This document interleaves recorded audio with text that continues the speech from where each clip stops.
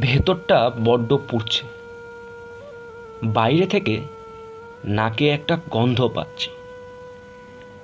শুনেছি আগুনে পোড়ালে তবুও কিছু রেখে যায়, সামান্য কিছু হলেও থাকে, হোক না তা ছাই বর্ণের।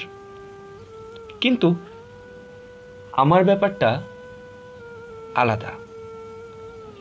আমার পোড়ানোর কিছুই অবশিষ্ট থাকবে না। খা খা বিরান, আমার কিছুই নেই।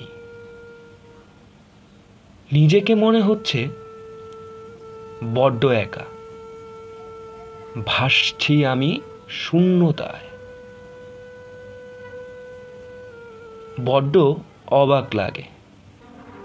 চাঁদও আজ দিয়েছে ফাঁকি।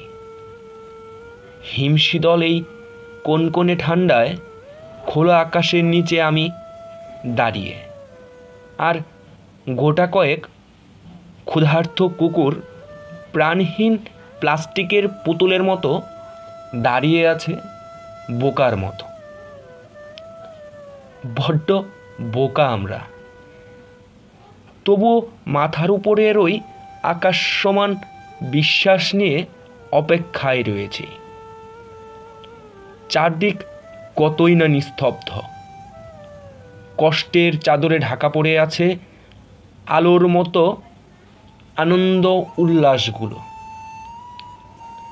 এ অসীম মরুভূমির শূন্যতায় বুঝি অবসান নেই কোনোদিন। চোখ দুটো পুড়ে ছারখার, তবু চেয়ে ওই শূন্যতায়।